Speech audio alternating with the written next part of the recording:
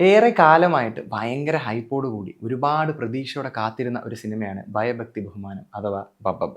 Cinema ഇറങ്ങുന്നതിന് മുൻപ് തന്നെ ഇതിന് ഒരു പ്രത്യേക ടാഗ്ലൈൻ കൊടുത്തിരുന്നു, നോ ലോജിക് ഓൺലി മാഡ്നസ് എന്ന്.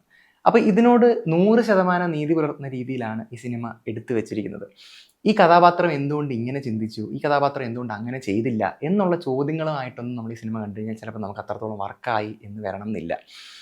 അങ്ങനെ പ്രത്യേകിച്ചുള്ള ലോജിക്കുകളൊന്നും തന്നെ ഇല്ലാതെ ഇവർ കൊടുത്തിരിക്കുന്ന ടാഗ് ലൈൻ എന്നുള്ള ഐഡിയ നമ്മുടെ മനസ്സിലുണ്ടായിട്ട് നമ്മൾ ഈ സിനിമ കാണുകയാണെങ്കിൽ നമുക്ക് കുറച്ചും കൂടി എൻജോയ് ചെയ്യാൻ പറ്റും. സിനിമ സംവിധാനം ചെയ്തിരിക്കുന്നത് ധനഞ്ജയാണ്. അതുപോലെ തന്നെ written by Noorin and Faheem.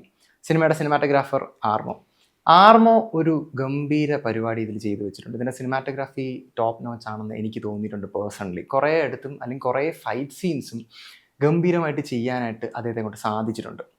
പ്രധാനപ്പെട്ട കഥാപാത്രങ്ങളിലേക്ക് വരുവാണെങ്കിൽ ദിലീപേട്ടൻ ഇതിൽ അത്യാവശ്യം കുറച്ച് വെറൈറ്റി പരിപാടികളൊക്കെയാണ് പിടിച്ചിട്ടുള്ളത്. പുള്ളിയുടെ പിൻപോട്ടുള്ള കുറേ സിനിമകളിൽ നിന്നൊക്കെ നല്ല രീതിയിൽ വ്യത്യസ്തമായിട്ടുള്ള രീതിയിലാണ് ഇതിനകത്ത് ചെയ്തിട്ടുള്ളത്.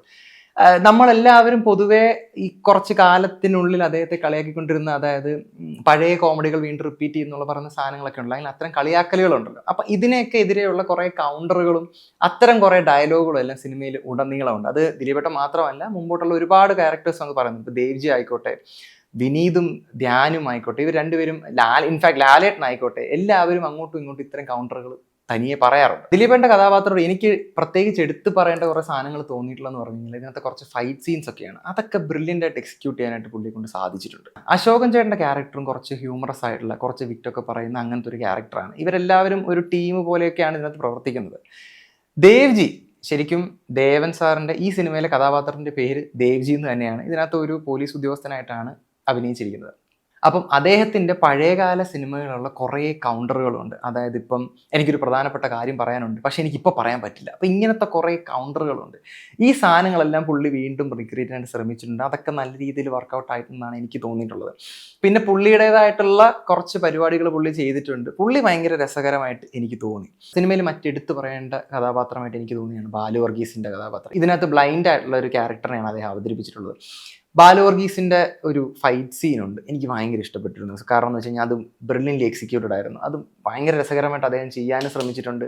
അത് ഗംഭീരമായിട്ട് അദ്ദേഹം ചെയ്തിട്ടുണ്ട്. ആ കഥാപാത്രത്തോട് നല്ല രീതിയിൽ അദ്ദേഹത്തിന് നീതി പുലർത്താനായിട്ട് സാധിച്ചിട്ടുണ്ട്.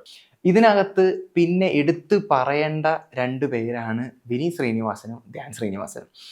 അതുപോലെ തന്നെ ധ്യാൻ ശ്രീനിവാസൻ്റെ ഒരു എൻട്രി സീനൊക്കെ ഉണ്ട്. അതൊക്കെ ഭയങ്കര രസകരമായിട്ടുള്ള രീതിയിൽ ചെയ്തിട്ടുണ്ട്. ധ്യാൻ ശ്രീനിവാസൻ ഇതിലൊരു ന്യൂസ് റിപ്പോർട്ടർ തസ്തികയിൽപ്പെടുന്ന ഒരാളാണ്. അപ്പം അദ്ദേഹത്തിൻ്റെ ആ റോള് ഗംഭീരമായിട്ട് അദ്ദേഹം എക്സിക്യൂട്ട് ചെയ്യാനായിട്ട് ശ്രമിച്ചിട്ടുണ്ട്. ഈ സിനിമയിൽ ഒരു പർട്ടിക്കുലർ സീനകത്ത് ധ്യാനും വിനീത് ശ്രീനിവാസനും തമ്മിൽ ഒരു ചെറിയൊരു വഴക്ക് നടക്കുന്ന ഒരു സീനുണ്ട്. അപ്പം ഈ ഇൻ്റർവ്യൂവിനെ പറ്റിയൊക്കെ ഉള്ള കുറേ കാര്യങ്ങൾ പുള്ളി പറയുന്നുണ്ട്, പരാമർശിക്കുന്നുണ്ട്. അതൊക്കെ ഭയങ്കര രസകരമായിട്ടാണ് ചെയ്തു വെച്ചിരിക്കുന്നത്. രണ്ടുപേരും തമ്മിൽ പറയുന്ന സമയത്തെന്ന് വെച്ച് കഴിഞ്ഞാൽ റിയൽ ലൈഫിൽ ഇവർ തമ്മിൽ എന്താണോ പറയാൻ ഉദ്ദേശിക്കുന്ന ആ സംഭവങ്ങൾ തന്നെ സിനിമയിൽ കൊണ്ടുവരാനായിട്ട് ശ്രമിച്ചിട്ടുണ്ട്. പിന്നെ ഇതിൽ മറ്റ് കഥാപാത്രങ്ങൾ എന്ന് പറയാനായിട്ട് ബൈജു ചേട്ടനുണ്ട്. ബൈജു ചേട്ടൻ ഇതിനകത്തൊരു മുഖ്യമന്ത്രിയുടെ വേഷമാണ് ചെയ്തിട്ടുള്ളത്. ബൈജു ചേട്ടൻ്റെ ക്യാരക്ടറും നല്ല രീതിയിൽ എക്സിക്യൂട്ട് ചെയ്യാനായിട്ട് അദ്ദേഹം ശ്രമിച്ചിട്ടുണ്ട്. ബേസിക്കലി സിനിമയുടെ ഒരു ക്രക്സ് എന്ന് പറയുന്നത് ഈ ബൈജു ചേട്ടൻ, ഈ ചീഫ് മിനിസ്റ്ററും ദിലീപേട്ടനും തമ്മിലുള്ള ചെറിയൊരു പ്രശ്നമാണ്. അല്ലെങ്കിൽ ഇവർ തമ്മിലുള്ള ഒരു ബൈജു ചേട്ടൻ അറിയാത്ത എന്നാൽ ദിലീപേട്ടന് വ്യക്തിപരമായിട്ടുള്ള ഒരു പ്രശ്നമാണ്. അത് ഗ്രാജുവലി സോൾവ് ചെയ്യുന്ന രീതിയിൽ, അല്ലെങ്കിൽ അതിനുള്ളൊരു പ്രതികാരം എന്നുള്ള രീതിയിലൊക്കെയാണ് ഈ സിനിമ മുമ്പോട്ട് പോകുന്നത്. പിന്നെ നമ്മൾ ട്രെയിലറിലും ടീസറിലും ഇതിനു മുമ്പുള്ള പോസ്റ്ററിലും എല്ലാം കണ്ടതുപോലെ തന്നെ ലാലേട്ടൻ വന്ന് ഇതിനകത്ത് ഒരു അഴിഞ്ഞാട്ടം പരിപാടിയാണ് ചെയ്തിട്ടുള്ളത്. ഒരു ടിപ്പിക്കൽ മലയാളി എന്ത് എക്സ്പെക്ട് ചെയ്യുന്നു എന്ന രീതിയിൽ തന്നെ ലാലേട്ടനെ കൊണ്ട് കുറേ പരിപാടികൾ അങ്ങനെ ചെയ്യിപ്പിച്ചിട്ടുണ്ട്. ദിലീപേട്ടനും ലാലേട്ടനുമായിട്ട് ഒന്നിക്കുന്ന കുറേ സീനുകളൊക്കെ ഭയങ്കര രസകരമായിട്ടുള്ള രീതിയിലാണ് സംഭവങ്ങളെല്ലാം ചെയ്തിട്ടുള്ളത്. എനിക്കിതിനകത്ത് ഒട്ടും അങ്ങോട്ട് പറ്റാതെ പോയ കുറേ കാര്യങ്ങൾ എന്ന് പറയുന്നത് ഇതിനകത്തെ ഡയലോഗ്സ് ആണ്.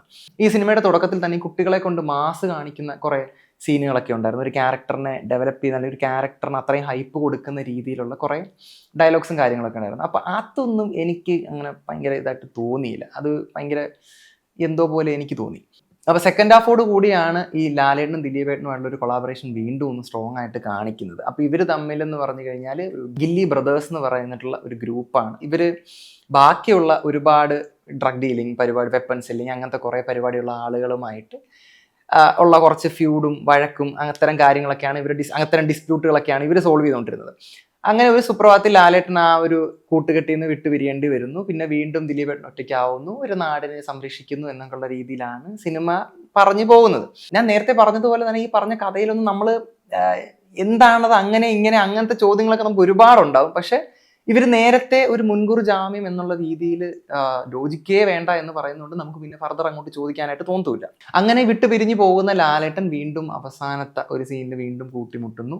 ഇവരുമായിട്ടെല്ലാം ഒരു വലിയ ഒരു ഈ ഗ്യാങ് ഒന്നും കൂടെ ഒന്ന് ലാജാക്കുന്ന രീതിയിലുള്ള ഒരു കൊളാബറേഷൻ ഒക്കെ വീണ്ടും നടക്കുന്നു.